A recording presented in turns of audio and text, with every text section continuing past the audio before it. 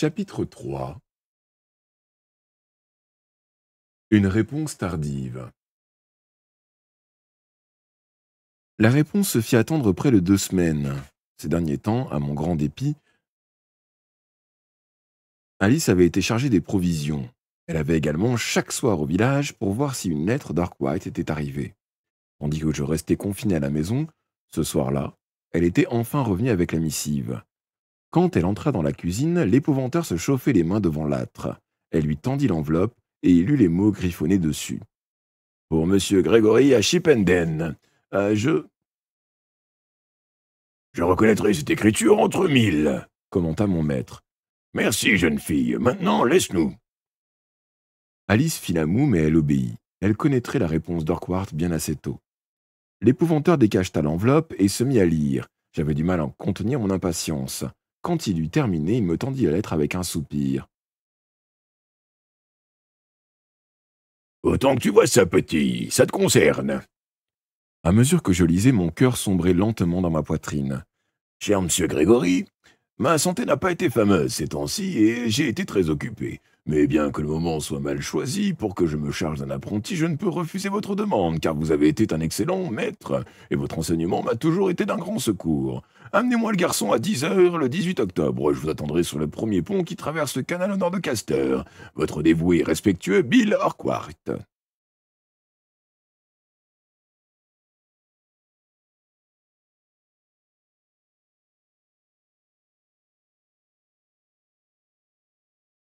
Pas besoin de lire entre les lignes pour comprendre que je ne suis pas le bienvenu, commentai-je. L'épouvanteur approuva de la tête. Oui, ça me paraît clair, mais Urquhart s'est toujours montré pessimiste, soucieux de sa santé. La situation est probablement moitié moins sérieuse qu'il le prétend. Néanmoins, c'est un bûcheur et il a terminé son apprentissage. Je ne peux en dire autant de tous les garçons que pour mon malheur, j'ai eu à former. C'était vrai. J'étais le 13e apprenti de M. Grégory et la plupart n'avaient pas été au bout de leur temps. Certains, pris de peur, s'étaient enfuis, d'autres étaient morts. Urquhart, lui, avait tenu le coup et rempli sa tâche avec succès depuis plusieurs années.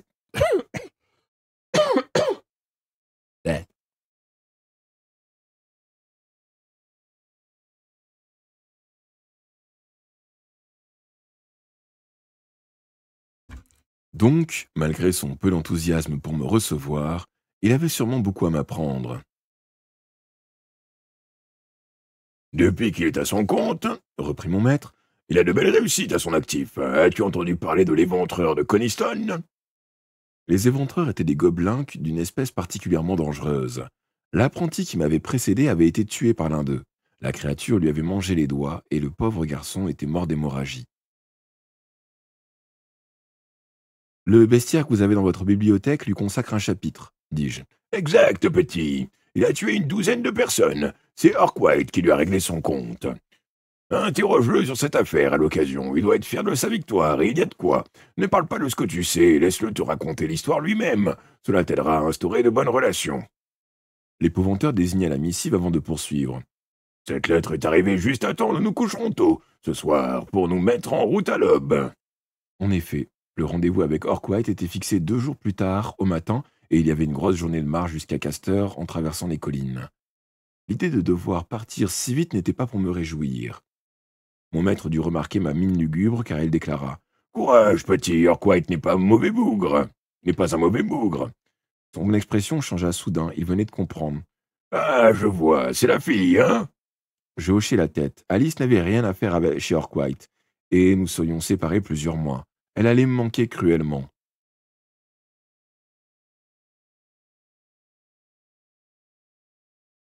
Pourrait-elle au moins nous accompagner jusqu'au pont demandai-je.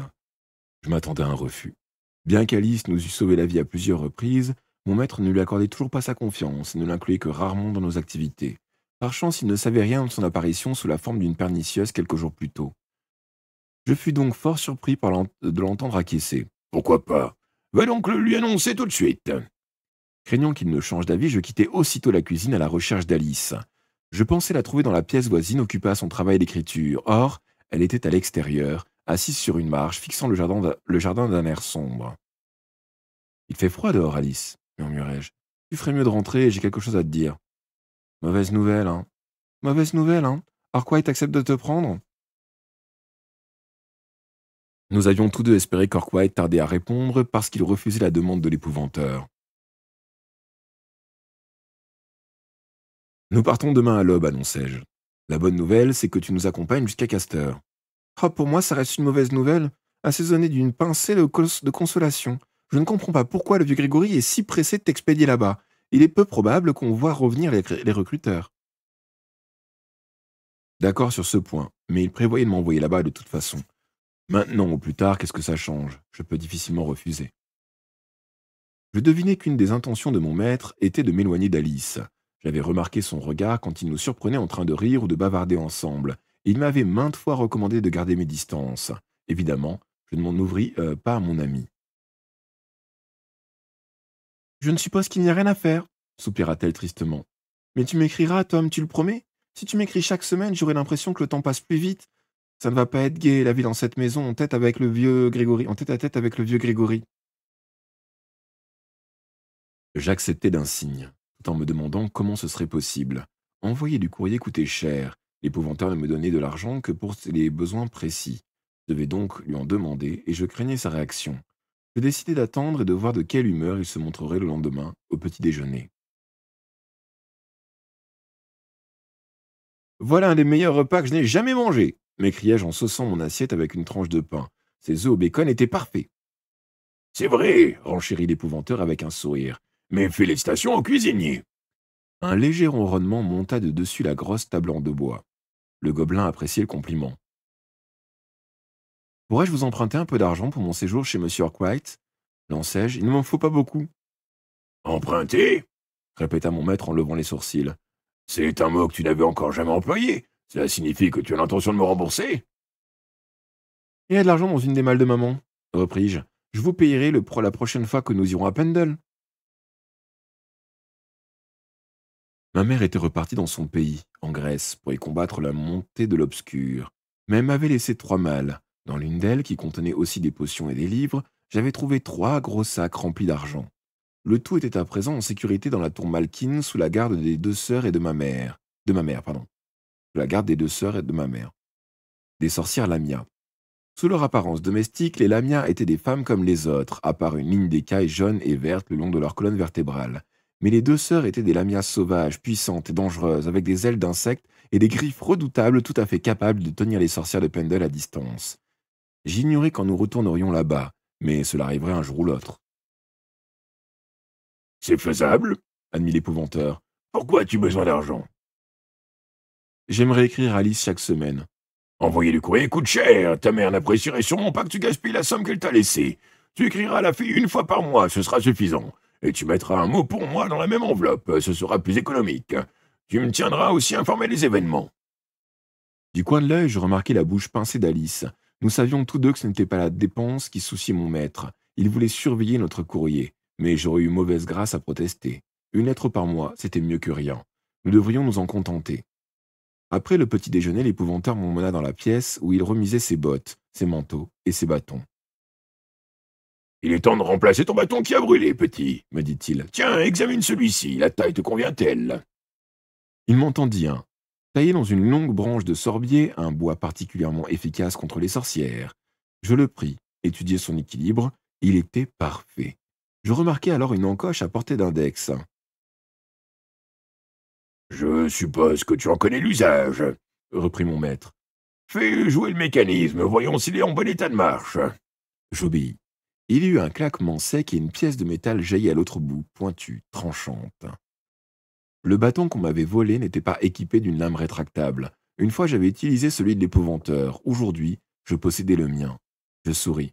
Merci, j'en prendrai grand soin. Plus grand soin que le précédent, j'espère. Souhaitons que tu n'aies pas à t'en servir, mais précaution vaut mieux que regret. J'approuvai en silence, puis testai la pointe de la lame en l'appuyant sur le plancher avant de la replacer d'un clic dans son logement. 1 heure plus tard, l'épouvanteur avait verrouillé la porte de la maison et nous étions en route. Mon maître et moi portions chacun notre bâton et, comme à l'habitude, j'étais chargé de nos 2 sacs. Nous étions équipés contre le froid, tous deux enveloppés dans nos capes, et Alice dans son manteau en laine noire, dont le capuchon lui tenait les oreilles au chaud. J'avais même enfilé ma veste en peau de mouton, bien que le temps ne fût pas si mauvais. L'air était piquant, mais le soleil brillait et il faisait bon marcher vers les collines. Quand nous entamâmes la grimpée, Alice et moi partîmes en tête de façon à pouvoir parler sans être entendus. Ah, ça aurait pu être pire, dis-je. Si M. Grégory avait décidé de rejoindre sa maison d'hiver, il t'aurait amené avec lui et nous nous serions trouvés avant aux deux extrémités du comté.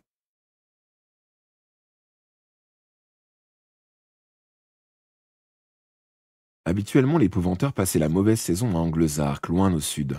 Mais il m'avait confié que, cette année, il resterait dans sa confortable habitation de Chipenden. Je n'avais pas fait de commentaire. Je supposais qu'il avait pris cette décision parce que Meg Skelton, l'amour de sa vie, n'était plus à Anglezark, et que la maison là-bas lui rappelait de trop douloureux souvenirs. Meg et sa sœur, Marcia, étaient les sorcières Lamia, et mon maître avait été contraint de les renvoyer en Grèce, même si cela lui avait brisé le cœur. Ah, de toute façon, on sera trop loin pour se voir, alors quelle importance répliqua Alice avec amertume. Anglezark ou Chipenden, ça revient au même. Oh, ma situation ne vaut guère mieux que la tienne, répliquai-je.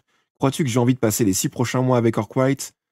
Tu aurais dû lire sa lettre, hein. Il me prend chez lui à contre-cœur, uniquement pour rendre service à M. Grégory.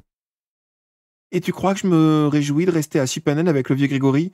Il n'aura jamais confiance en moi et n'acceptera jamais d'oublier ni qui je suis, ni d'où je viens. Tu es injuste, Alice, il t'a offert un toit. Et s'il apprenait à quoi tu as joué l'autre nuit, tu finirais au fond d'un puits. J'en ai assez de te répéter pourquoi j'ai agi ainsi. Ne sois pas si ingrat. Je ne suis pas complice de l'obscur et je ne le serai jamais, rassure-toi. Juste une fois, j'ai utilisé ce que Lizzie m'a enseigné parce que je n'avais pas d'autre solution. Je l'ai fait pour toi, Tom, pour te sauver. Tu pourrais me remercier, conclut-elle sèchement. Elle jeta un regard derrière elle pour vérifier que mon maître était à bonne distance et nous continuâmes en silence, ruminant de sombres pensées que la belle lumière matinale n'arrivait pas à dissiper. Au fil des heures, nous progressions vers le nord. L'automne était déjà bien avancé. Les jours diminuaient. Nous entamions la descente vers Castor quand le soir tomba. Nous dûmes nous réfugier dans une combe pour y passer la nuit. L'épouvanteur et moi ramassâmes du bois tandis qu'Alice capturait un couple de lapins qu'elle dépouilla de leur peau. Bientôt, ils rôtissaient sur une broche au-dessus des braises.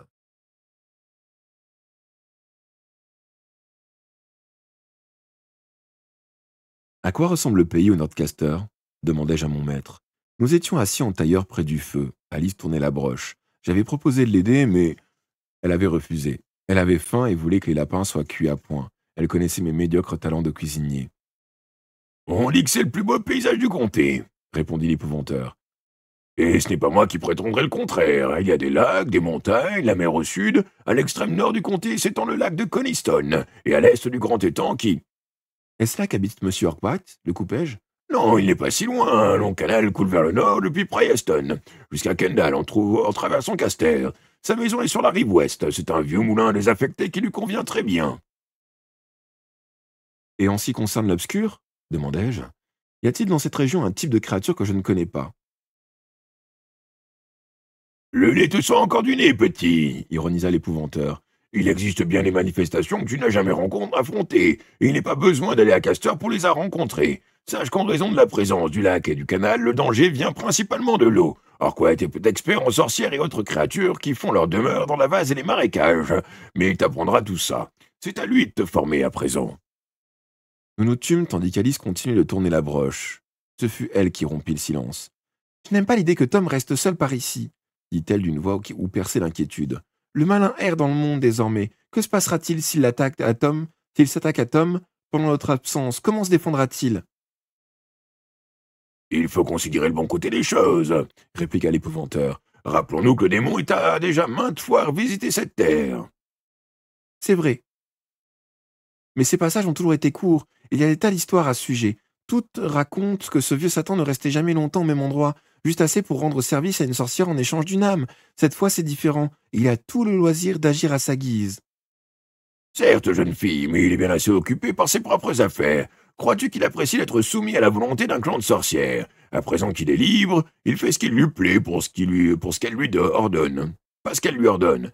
Il va s'amuser à diviser les familles, à monter les marais contre leurs femmes, les fils contre leurs pères. Il va susciter la cupidité et la perfidie dans les âmes, vider les églises de leurs fidèles, faire pourrir le grain dans les greniers et décimer les troupeaux. Il va transformer la guerre en marée de sang, ôter aux soldats tout en humanité. Bref, il va augmenter le fardeau de la misère et les sentiments d'amour et de fraternité vont se dessécher comme une vigne rongée par le mildiou.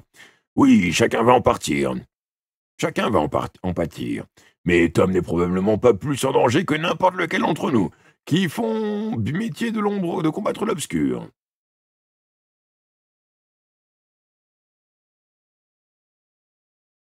Ce tableau m'avait rendu plus que nerveux. Pouvez-vous m'en dire plus demandai-je. De quoi dois-je me méfier en particulier si jamais il s'en prend à moi? L'épouvanteur garda si longtemps le silence que je crus qu'il ne répondrait pas. Puis il soupira et se mit à récapituler les pouvoirs du démon. Comme tu le sais, on dit qu'il peut prendre n'importe quelle taille et n'importe quelle apparence. Il utilise la ruse pour parvenir à ses fins, surgissant de nulle part ou regardant par-dessus ton épaule sans que tu t'en doutes. Parfois, il laisse sa marque sur le sol, des empreintes de brûlure en forme de sabots fourchus, probablement pour le seul plaisir de terrifier les gens. On dit aussi que son aspect véritable est si horrible qu'un seul regard sur lui suffit à vous faire mourir de terreur. Mais ce n'est peut-être qu'un conte destiné à effrayer les enfants et à les obliger à dire leurs prières. Eh bien moi, ça me fait peur, avouai-je en scrutant l'obscurité de la combe. Le plus grand pouvoir du diable, cependant, continua l'épouvanteur, pardon. C'est son art de fausser le déroulement du temps. Il peut l'accélérer au point qu'une semaine semble passer en moins d'une heure, ou inversement, l'étirer de telle sorte qu'une minute paraisse durer une éternité. Certains disent qu'il peut aussi l'arrêter, mais à ma connaissance, on n'a aucune preuve. Mon maître parut alors remarquer l'angoisse d'Alice qui l'écoutait bouche ouverte. Oh, inutile de s'affoler, déclara-t-il. Nous ne sommes pas plus en danger les uns que les autres, et Bill Arkwright sera protégé, Tom. Visiblement ces paroles ne la convainquaient pas plus que moi, mais les lapins étaient cuits, et je fus bientôt trop occupé à manger pour me retourmenter davantage. Quelle belle nuit, Dit l'épouvanteur en levant les yeux. J'acquiesçai, la bouche pleine de viande juteuse. Le ciel scintillait d'étoiles, et la Voie lactée était une étoile d'argent jetée à travers le firmament. Au petit matin, le brouillard recouvrait la colline. Ce n'était pas une mauvaise chose car nous devions encore contourner Castor. Le clergé local tenait les épouvanteurs et leurs apprentis pour des ennemis de l'église, et mieux valait ne pas s'attarder dans les environs. Nous dépassâmes la ville par l'est et arrivâmes au premier pont sur le canal juste avant que sonne 10 heures. Le brouillard traînait au-dessus de l'eau et tout était silencieux. Le canal était plus large que ce que je ne m'y étais attendu. 20 grands pas séparaient une rive de l'autre. L'eau, immobile et sombre, semblait profonde, et il n'y avait pas un souffle de vent, et la surface reflétait l'arche du pont, formant un ovale. En me penchant, je vis mon propre visage qui me regardait. Un chemin de halage longeait chaque rive, bordé de l'autre côté par une haie d'aubépines. Quelques tristes arbres dénudés déployaient leurs branches noires. Au-delà des champs disparaissaient dans la brume. Orquat n'était pas là. Nous patientâmes près d'une heure, gelés jusqu'aux os. Personne n'apparut. Ce n'est pas normal, déclara enfin l'épouvanteur. Orquat a ses défauts, mais ce n'est pas son genre d'arriver en retard, un rendez-vous. Je n'aime pas ça.